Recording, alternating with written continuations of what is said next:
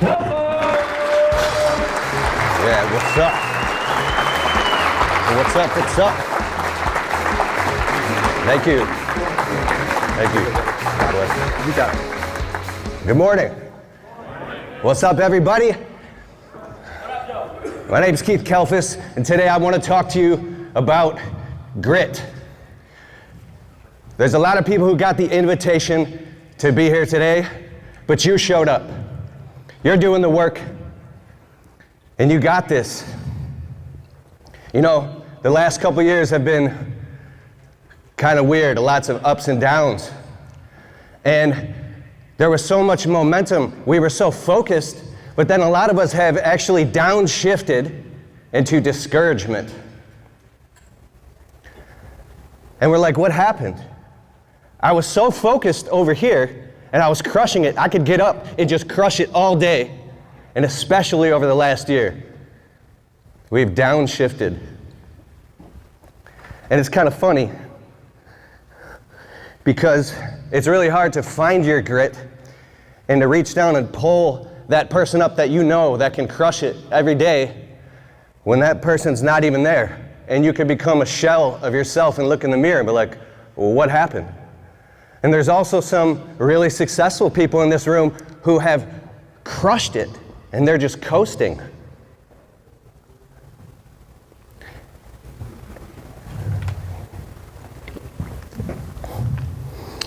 So today, I want to tell you some powerful stories about how I found my grit and how I found my grit in honoring and putting God first. It's changed my whole life. I can feel the energy in the room today. It's palpable. This is the 6th year of Lawntrepreneur Academy. And people come here and they have conversations that get their lives changed. But we're here right now. Who's ready in Lawntrepreneur Academy today? Let's get it. So year 6 of my landscaping business, bro, I thought I had it dialed in. I thought I had it figured out because I had been through the ups. I've been through the really low lows. I've been through the discouragement, the breakdowns, the depression, and then I came back up. I've taken the online courses. I've been to the events around the country. I've read the books.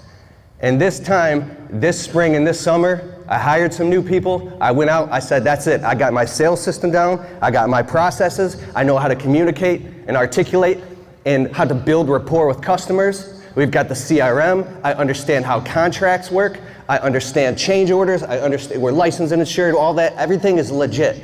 I'm like, bro, I'm bulletproof. I got this now because I want to take care of my family and take everything to the next level, right? You get to the point where you're sick and tired of your own story and you're just an effective executive.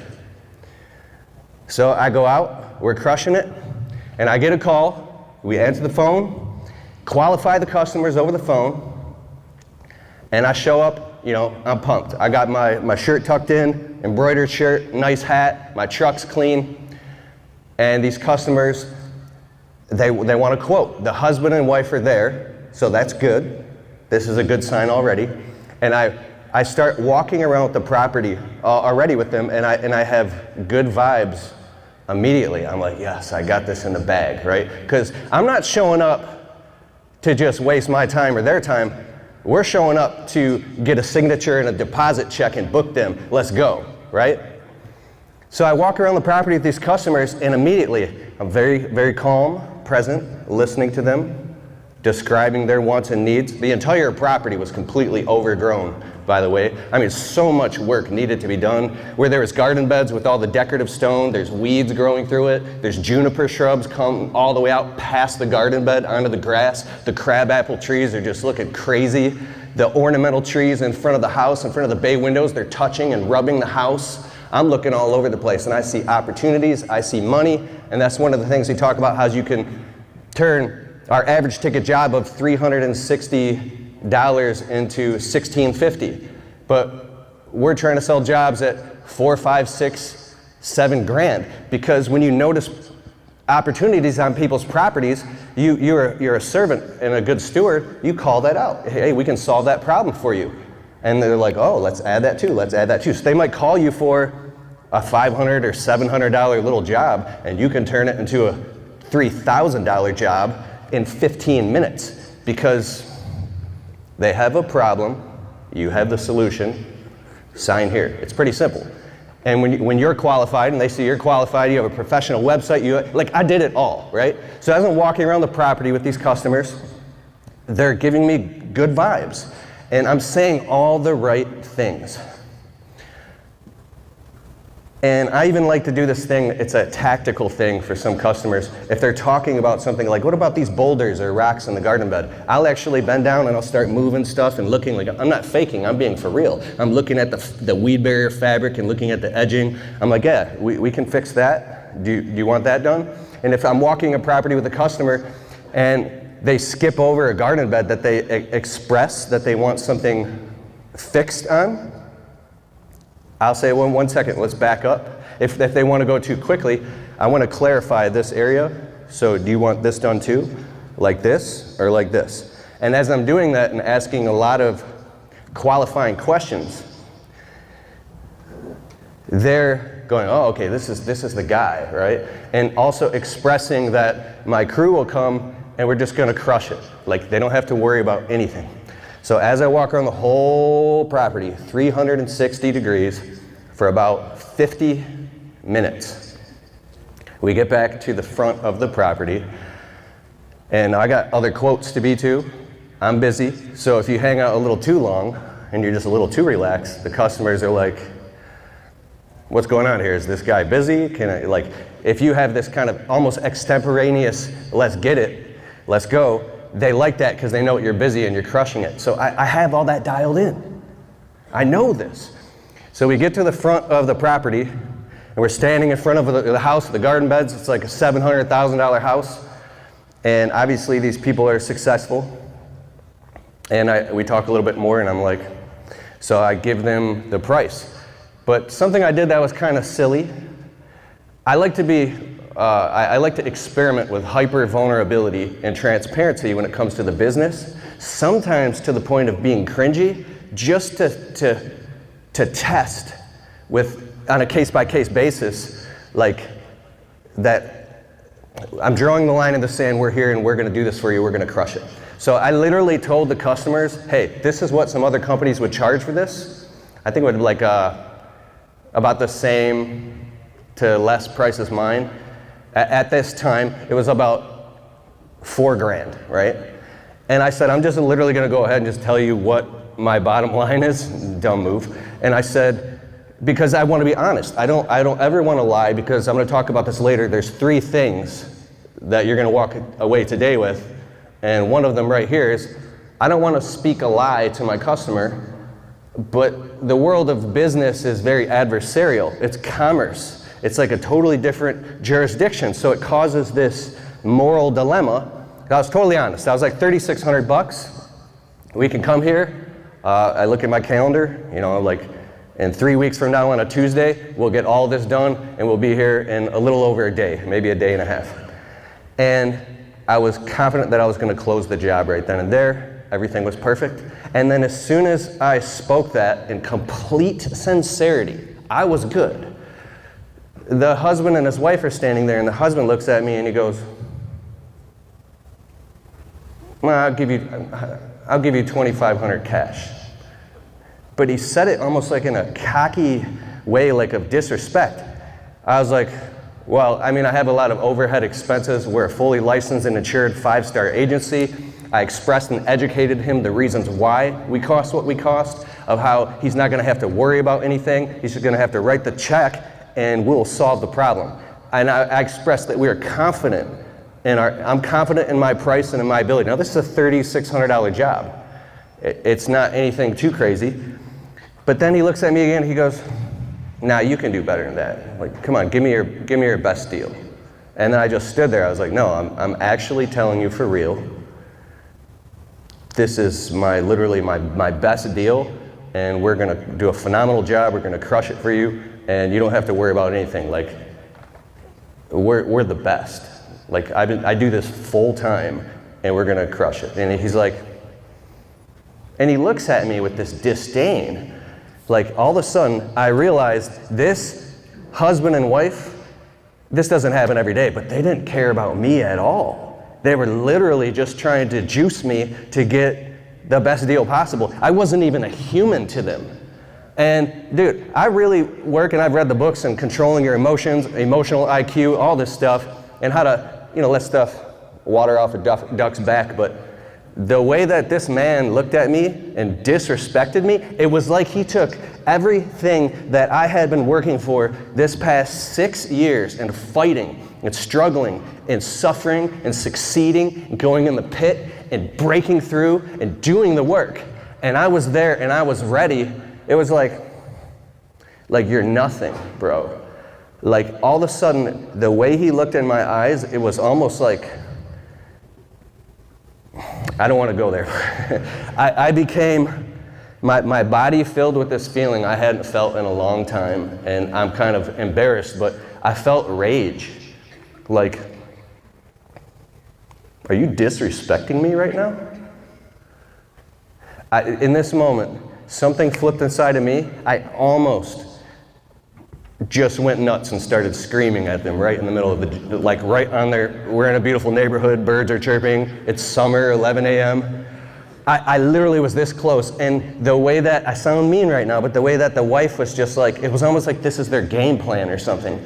I felt so incredibly, disgustingly disrespected. It was like I was this close, I felt it. I feel it right now. I was like, I just wanted to, and I held my tongue, and I said, now they missed out. I said, I don't want somebody else to come here and do a bad job. I really actually care. You might hire someone else trying to find this good deal, and you get what you pay for. I'm the dude. And then they continued to do this haggling, and I said, you know what? I composed myself, because now it just became noise, and I said, I don't think that we're a good fit.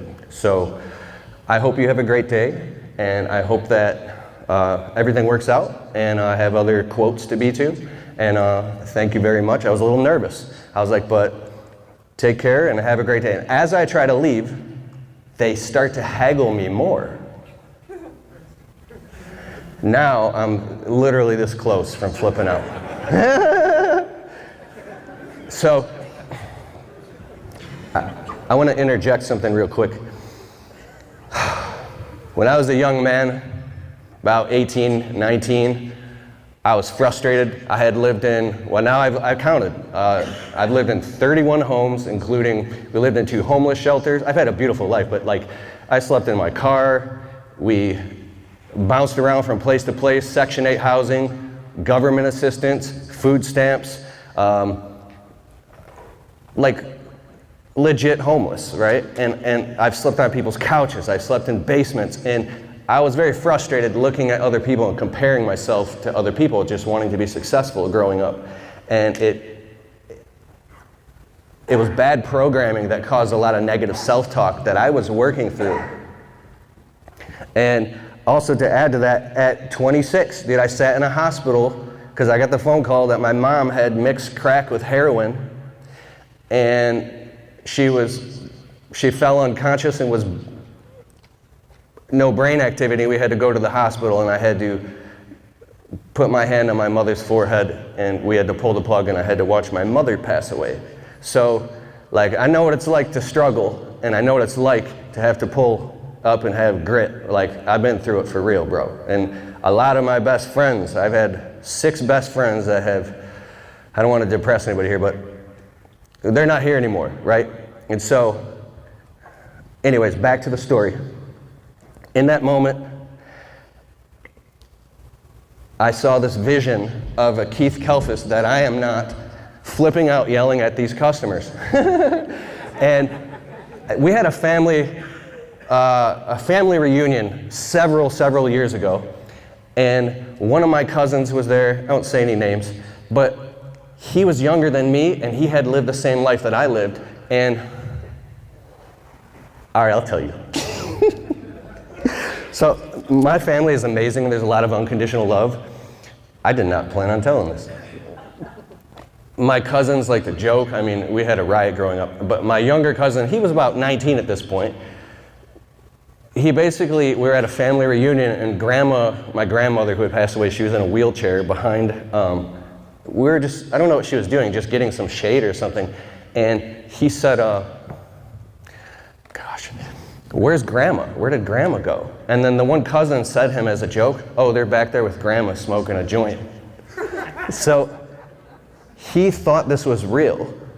He believed it, and he flipped out and he went into rage in front of the whole family reunion and started screaming and yelling and calling everybody, you guys are all white trash. And then he got in his pickup truck and he peeled off, and I hadn't seen him since. This is like, but as I watched this happen, I had tears in my eyes because I was looking at that man. He had rage and he was trying to be a hero and express, I'm not like this. I'm trying to be better than this, and you're back there smoking a joint with Grandma. So when I saw him have rage like that and leave, my heart went out to him, and I said, we don't do that. We don't do that. And I actually went around and comforted my family, and I held composure, and we got over it. But so, back to this job, I was like, you know what? I had to actually walk away while they were talking. I said, it's not a good fit. I have other quotes to be to. I'm sorry, have a nice day. And they were just like perplexed or something. So I get in my truck, I'm shaky, I'm nervous. I start the truck, I look at my next quote, I drive off. And I was so enraged and so disrespected that I took out my camera and I'm like, I'm gonna make a YouTube video, real time. And I wanna vent this out. And so I did vent it. I told the story really quick. I was gonna have him play it here, but it's not a good look because I actually took the video down because it went nuts. It got like 21,000 views within 35 minutes of people in the comments saying, yeah, get him, Kalfas, yeah, rah, get him. Dude, I looked, and there might be someone in here that's seen that video. And like, I literally looked in the camera and I was like, don't you disrespect me. Don't you disrespect me. Like I was losing it. And I vented all that out. And I had to pull over in my truck because I was so pissed off, I was shaking. And I had to recompose myself because I had other quotes to be to. And I know that no matter what you're going through or how a customer treats you, it's never, ever, ever admissible or okay to have a negative energy with the next customer. It's not their fault. That might be a jackpot job, right? You have to maintain your composure and be responsible for the energy that you bring around people or in an environment.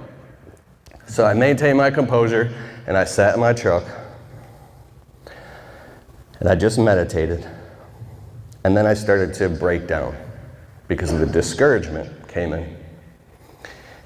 And I thought about, kind of when you're living moment to moment, breath to breath at times, or you have anxiety, one failure, or one thing that doesn't work out, can feel like it's happening everywhere at once. Like, oh, this is the direction this is heading. I can't afford this right now. I need this to work. And so I sat in my truck, and I was broken. It was like it signaled all of the reasons of the negative self-talk that told me why I wasn't worthy. And I've heard about, my other friends. I just get off the phone with another friend. He's like, bro, we just did 5 million. We did 165,000 this week. And I was like, and that's one of the other things I'm going to talk about, the third thing. So me going through this while hearing about other people crushing it was eating me alive. It was ripping me apart. I was in the pit, bro. So I got it together and I went to the next quote.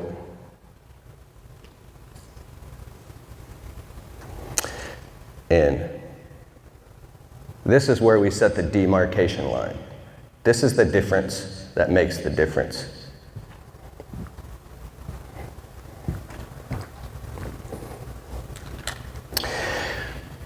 The demarcation line is when you're in the pit and you say, who am I going to be right now when I'm down on my knees?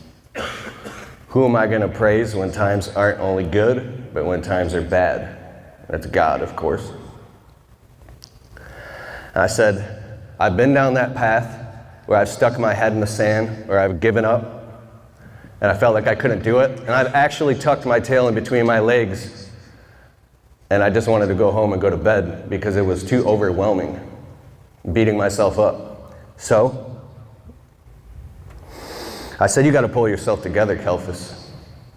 This is not it. Like, I know. So I said, you know what? I'm going to go crush it anyway. I'm going to go close these next jobs, and I don't care what it takes, because this is who I am. So I go to the next quote, and husband and wife comes out again. But this time they're smiling, everything's fine, but my energy, what happened a few minutes ago, or an hour ago, doesn't even matter. It's water under the bridge. Husband and wife come out, and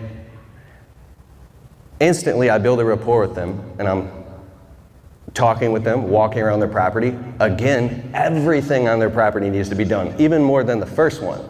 Like I was talking about the garden beds and the rocks and stuff growing through. They had these huge arborvitaes that go around the pool. In Michigan, there's tons of pools with arborvitaes that are 28 feet high, and they all need to be trimmed. And if you have the proper tools and you have the work ethic, you can make a lot of money and do a lot of landscape redos, installs, rip out, redo garden beds. These people needed it all done. So as I'm walking around the property, very confident, I'm just listening, stopping, listening, and I said, we can do all of this for you. We can totally do this, we can crush it. And I asked qualifying questions, and the customer, he had the sense that he just knew that I was the right guy for the job. So with my grit and with my guts and my determination and with my confidence, I stood there and I said, you're looking at, it was like $16,500 right now, and we can come out here in 2 weeks on a Monday and get this thing started. And he looked at me, he goes, if I pay you an extra, I think it was 4 weeks out or 5 weeks out, we were really booked. He goes, if I pay you an extra $1,500, can you get out here a little sooner? I was like, well, let me look at my calendar. This doesn't happen often. So I look at my calendar, I'm like, it's gonna be tough, I don't know. Because money, when someone dangles money in front of you, you have to behave like, you have to be, integrity comes first, it don't matter. So I say, well, that's really nice and I appreciate your consideration and your offer, but matter of fact. So we were able to come out there in 2 weeks on a Monday and start. We had some commercial property, we could just move it around. And we started it, and then there were some change orders, and it was $19,500. Boom, sold. On the spot, in about 15, 20 minutes, with a signature and a deposit credit card transacted through our CRM, and it was done right then and there, on the schedule, booked with a deposit check, and it was easy. I was like, boom, let's get it. So, here's what I did. I walked around the property of the customer, and I want to actually tell you what was part of that job.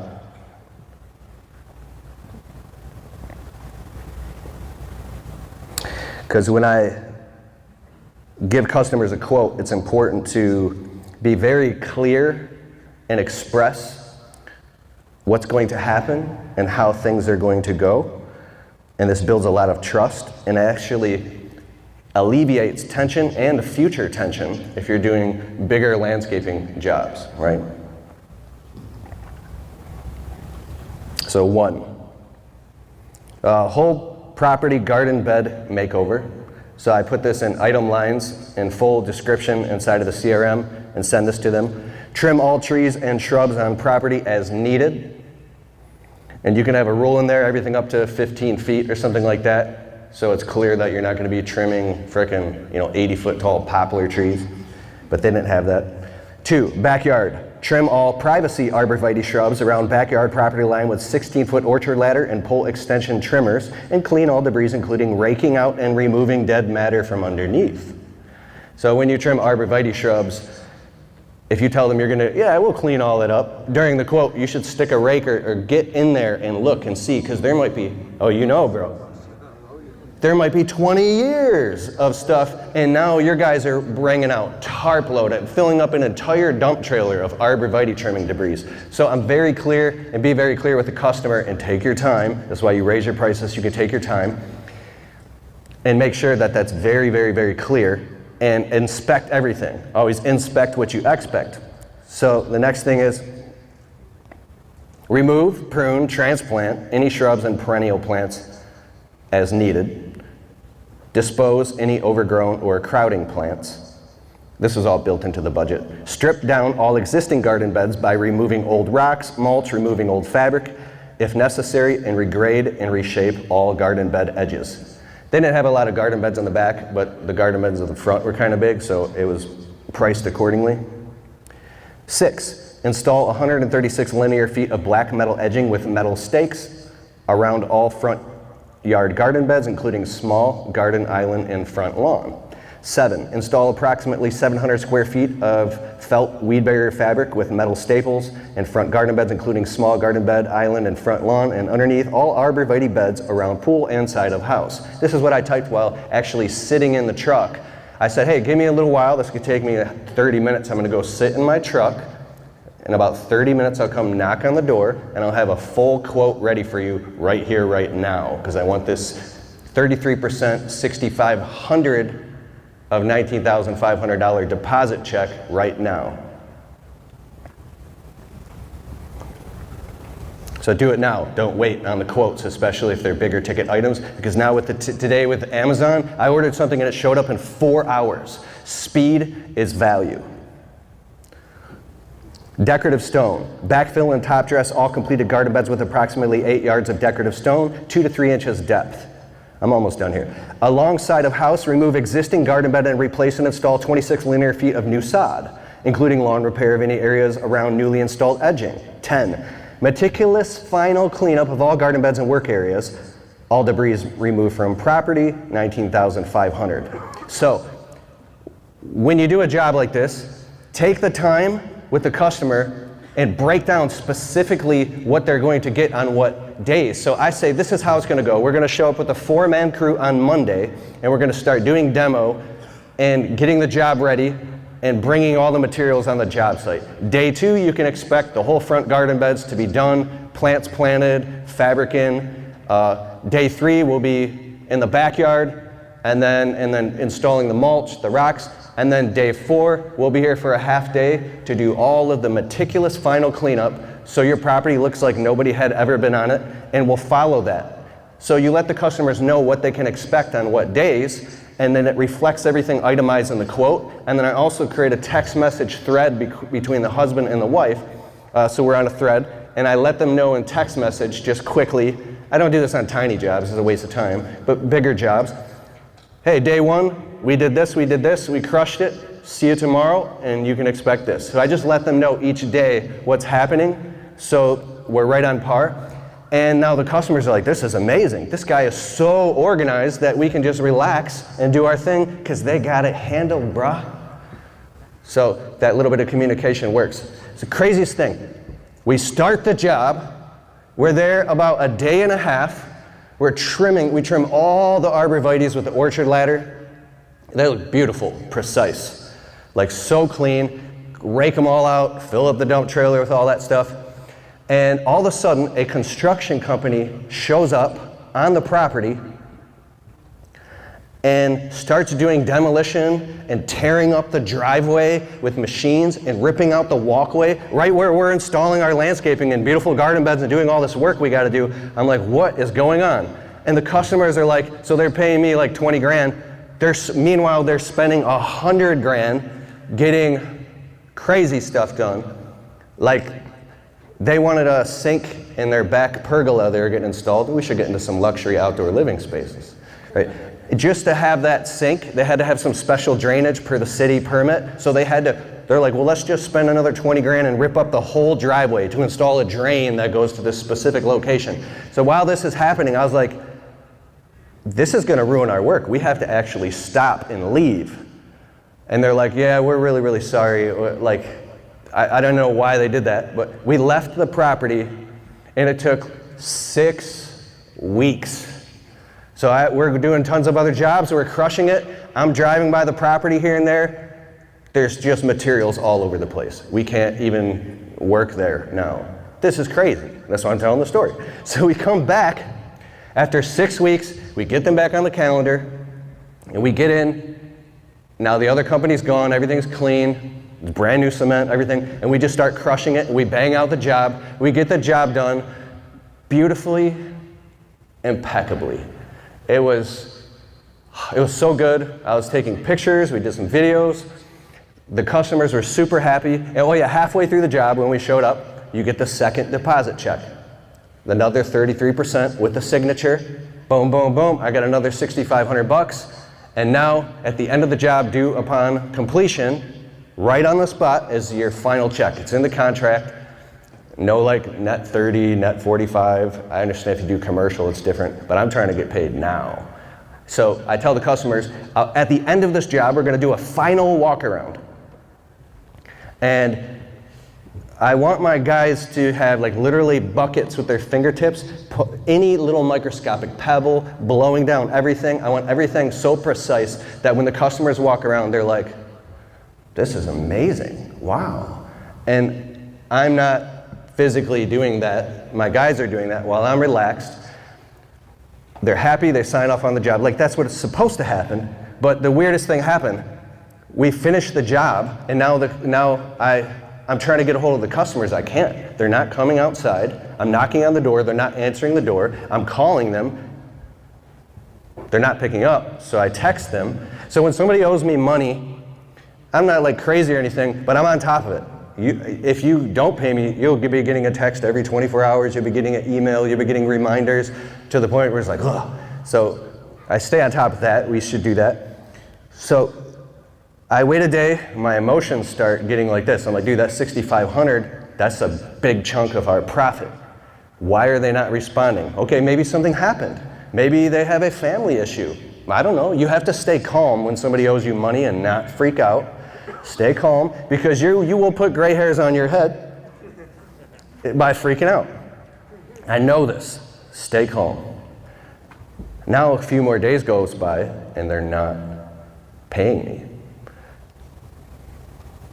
I'm calling them right now. I call them again. They pick up the phone, and the husband and wife are in. They're driving, and they have me on speakerphone. And I was like, hey, what's going on? It's Keith. We finished the job.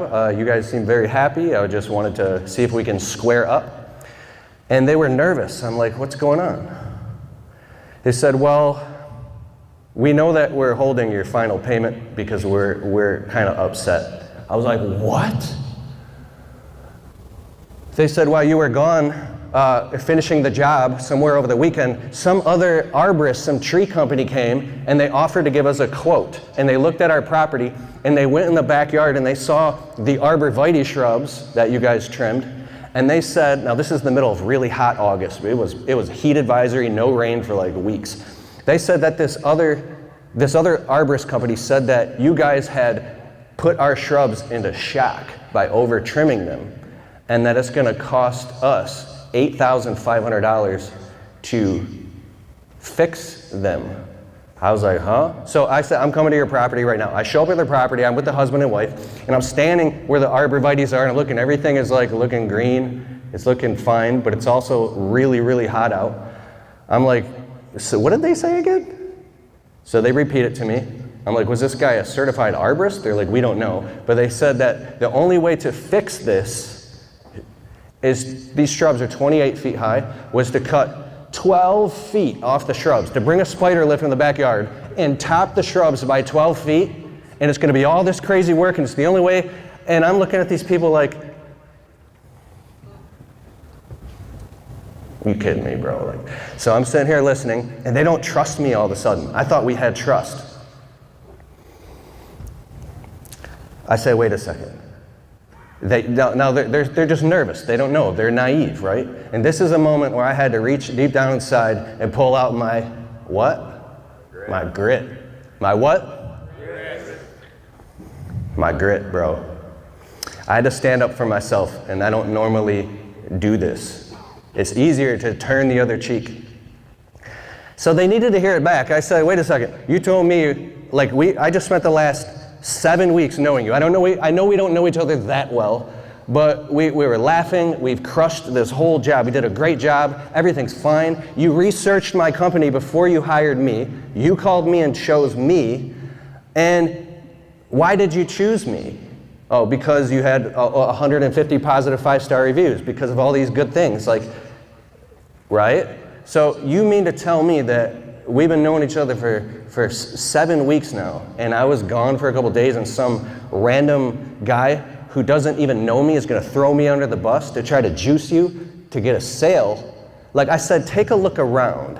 I said, look at all your neighbor's shrubs, look at the trees, the oak trees, the maples way up there. We're in a subdivision. I said, see, we've been in a heat advisory for about 4 weeks, and it hasn't rained. Everything is kind of curling a little bit, and everything's suffering from heat stress. I said, everything's under heat stress. I think your shrubs need some water, but they're totally fine. And they still didn't believe me. They were scared and holding my money. Then I did something that I had to do because I knew I was going to lose in that minute, and I was going to get straight up ganked. I stood there, and this courage came from inside of me, and I was like,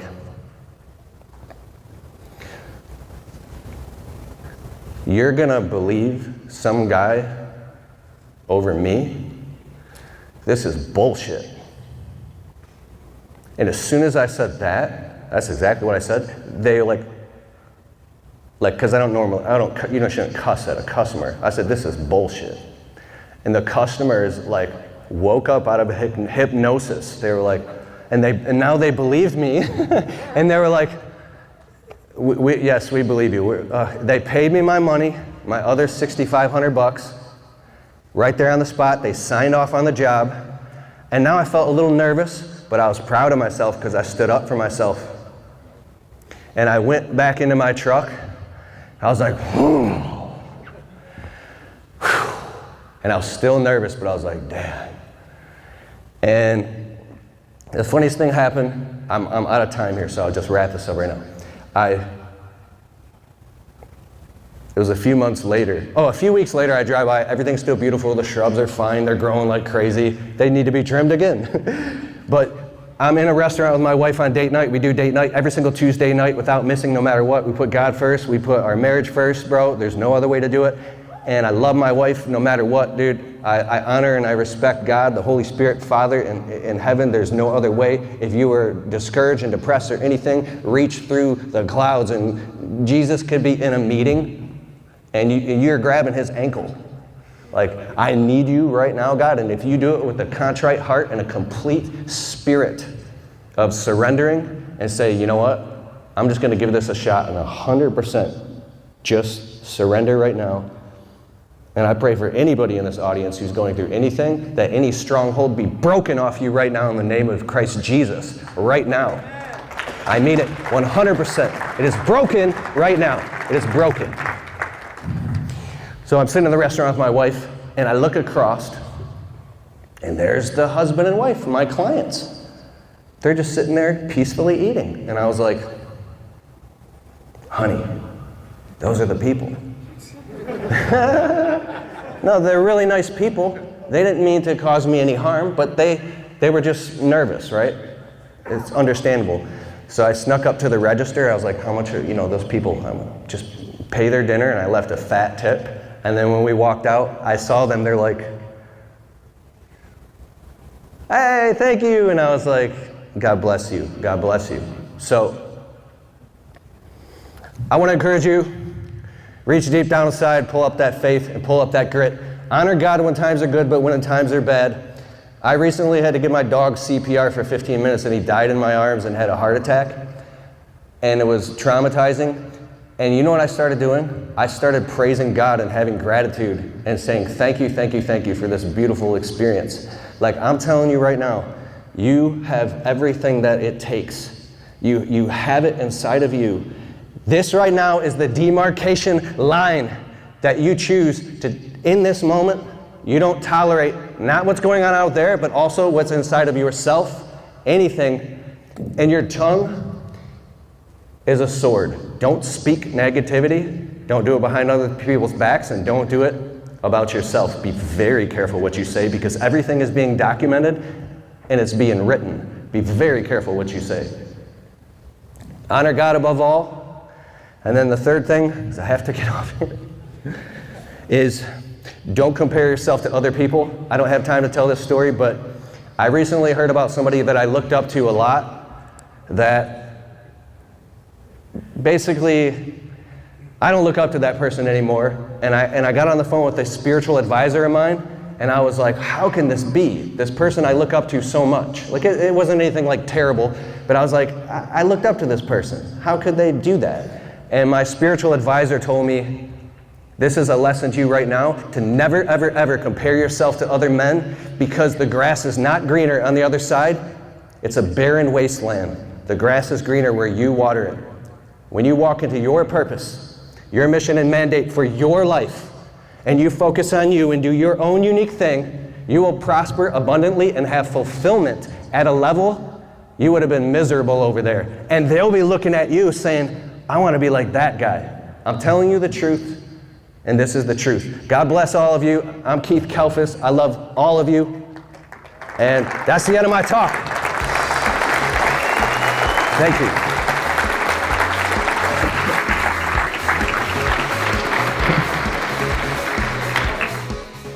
Yo, I just got off stage. I just want to say, when times are tough, you need to honor God and pull up and have that grit. Grit. Today's the demarcation line, where you decide that you're changed. You got this. Peace.